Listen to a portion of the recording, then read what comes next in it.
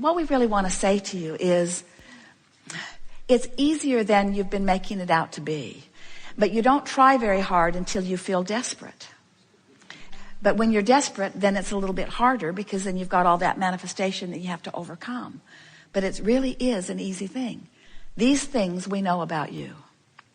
You are source energy in physical bodies, here intending not just occasionally, not just at the basketball game, not just at the football game in the moment of the touchdown of the team that you've bet your money on, not just at those peak moments. You have intended to experience bliss and joy and satisfaction and peacefulness and contentment and invigoration and passion, or some version of all of those things in every moment of every day.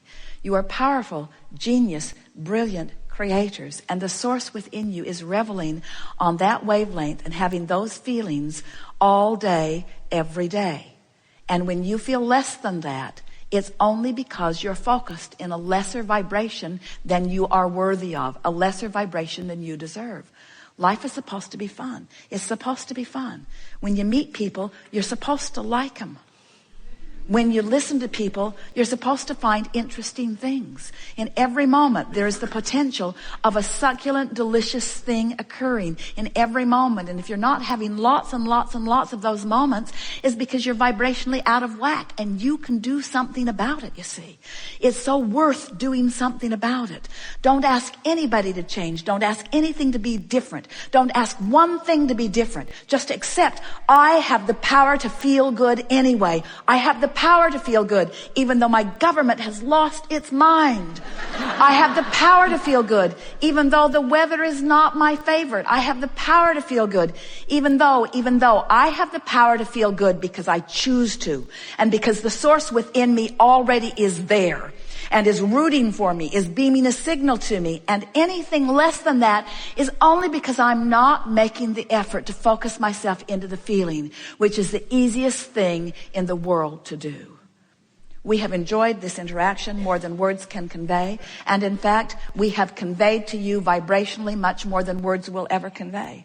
You can feel our conviction. You can feel our knowing. You know that we know what we know. You know that we mean what we say. You know unequivocally, right here, right now, that you are worthy beings and life is supposed to be good for you. And we are not kidding you when we say we are aware of everything that is important to you, and we are focused with you into the success that you are reaching for.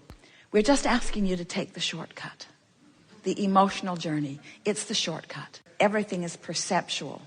And so when your father says that we're locked in to this time-space reality, we say if he understood the variance in the points of view, he would hardly call it locked in. Okay. It only feels locked in because you establish this pattern of thought, which then law of attraction demonstrates to you. So it feels like you're locked in because change comes slow. But the only reason that change comes slow is because you keep thinking about the same things. Again, it's a perceptual thing. We get what he's talking about, this business of past, present, and future. And we would like to say that whether you are thinking about the past, or whether you're thinking about the present, or whether you're thinking about the future, you're doing it all right now. And there's another factor that he hasn't factored into it that matters more than everything else that he's considering, and that is, in this now, while I am considering my past, or while I am focused in my present, or while I in my human body am conjuring or imagining or speculating into the future, the factor that matters most is, what am I doing vibrationally in relationship to that larger I? In other words, what's the source within me thinking about my past while I'm thinking about my past? What's the source within me thinking about my now while I'm thinking about my now? In other words, whether it's past, present, or future is irrelevant, but whether it matches what source thinks is what's relevant. And that's the thing that almost nobody is considering. When you're thinking about your past and you're remembering being beaten up in the playground, or you're remembering not being honored by someone, or you're remembering feeling vulnerable, or even if you're remembering something that is more positive in nature, the question is, in the memory of it, is this memory of whatever it is I'm focused upon activating a vibration within me that in my powerful now gives me access to the power of now? Because source is always focused now.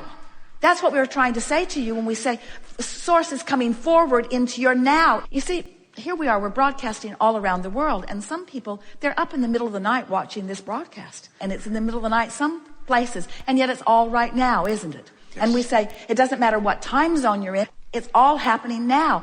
And source is rendezvousing with you in your now. That's the only thing that you need to consider in order to be in your full power. Yes.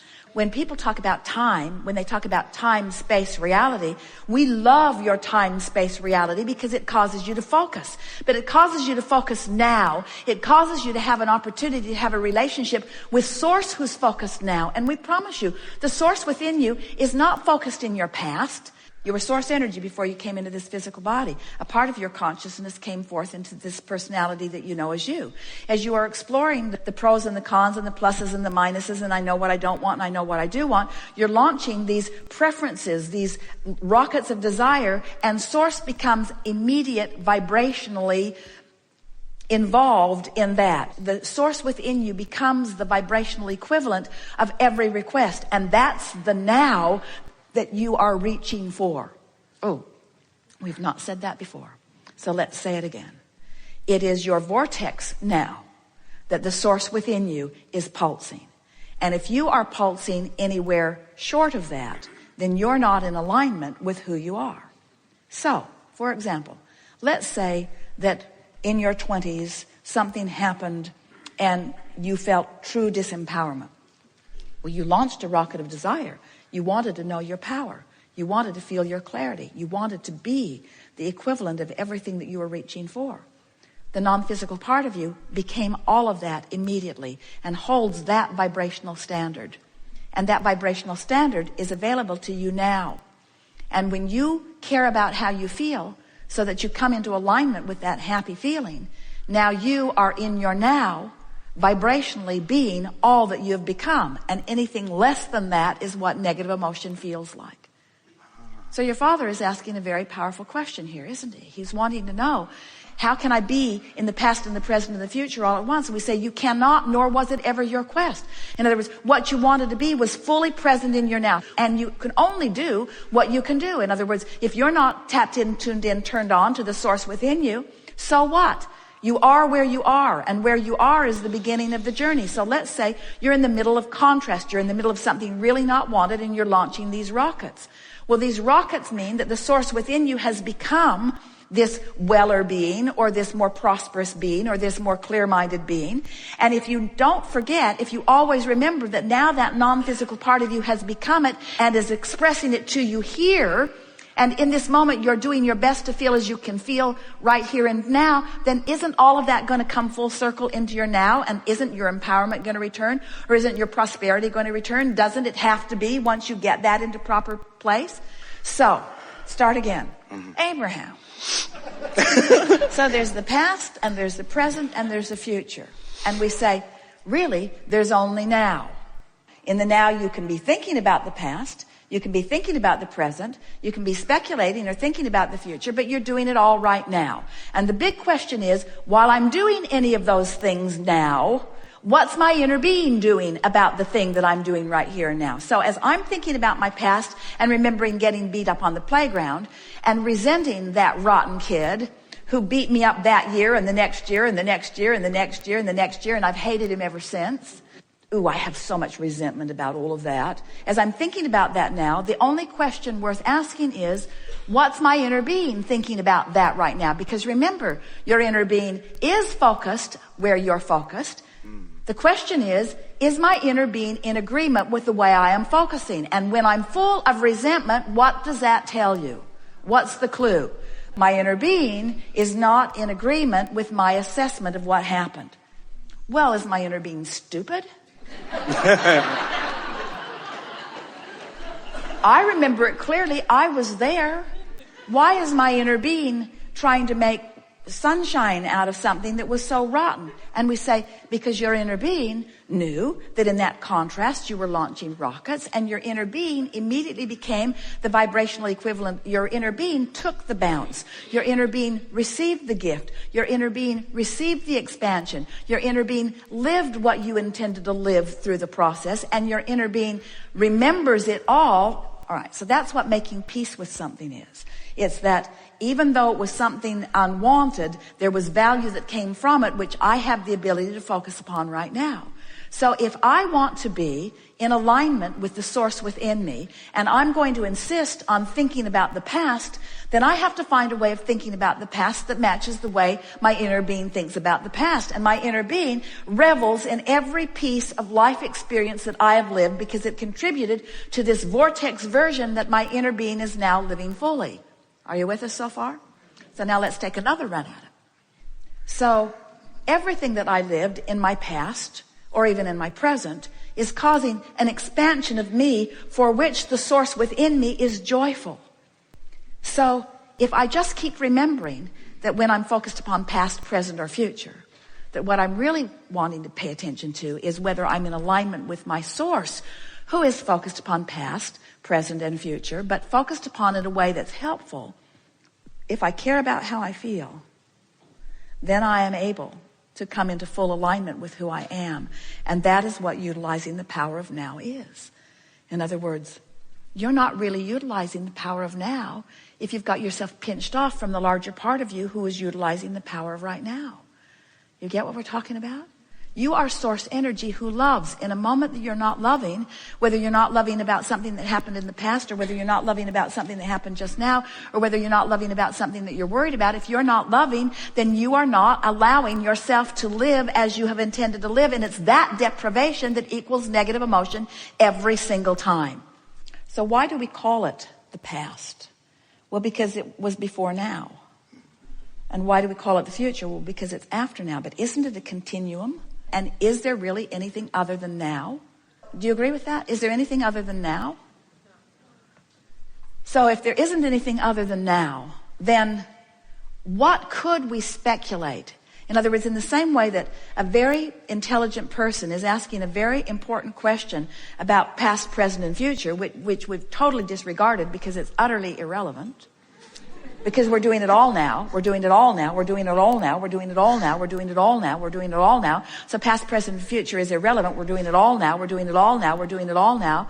So past, present, and future is irrelevant. We're doing it all now. We're doing it all now. We're doing it all now. We're doing it all now. There it went again. We're doing it again. We're doing it now. Now. Are you convinced yet? We can keep going if you haven't gotten this yet. We're doing it now. We're doing it now. So past, present, or future is irrelevant. It's irrelevant. You agree? It's irrelevant. Say it. It's irrelevant. It's irrelevant. It doesn't matter. It's all now. So what is relevant? What is the only thing that is relevant in this all-powerful now? What's the only thing that's relevant? Now. Am I in alignment with my source? Am I reveling? Am I resonating? Am I vibrating up to speed with who my source is? That's the only thing that is relevant. And how do you know the answer to that? By the way you feel. Do you have control over the way you feel? Then do you have control over being in alignment with source? Then haven't we just solved all the mysteries of the universe? Doesn't that just answer everything? And so your sister says, how can I feel good? And we say, well, first, you have to want to, and boy, does she. And next, you have to know how to do it. And what's the answer to knowing how to do it? What's the answer to feeling good? I must vibrate in the same frequency as the source within me who does feel good. Is there any other way? That's it. Well, you could give me everything I want, Abraham. Everything I want would make me feel good. And we say, only because in the lazy man's way to feeling good, you're observing what feels good and therefore you do. But what if you can't control the conditions, which no one can? You're really in a bind, aren't you? You want to feel good more than life itself because it is life itself. Because if you don't feel good, you've deprived yourself of the majority of your life. So you want to feel good more than life itself. And if you believe you have to control the conditions in order to feel good, then you're done. Then you're sunk. But if you get it, that you have the ability to feel good because you know about the existence of your inner being, you know about the frequency of your inner being, you know about the validity of the emotions within you, and you know that you can find a thought that will cause a feeling to improve. Now, you are powerful. You are never powerless again. Now, you never have to feel bad again, and you don't need cocaine. You never have to feel bad again.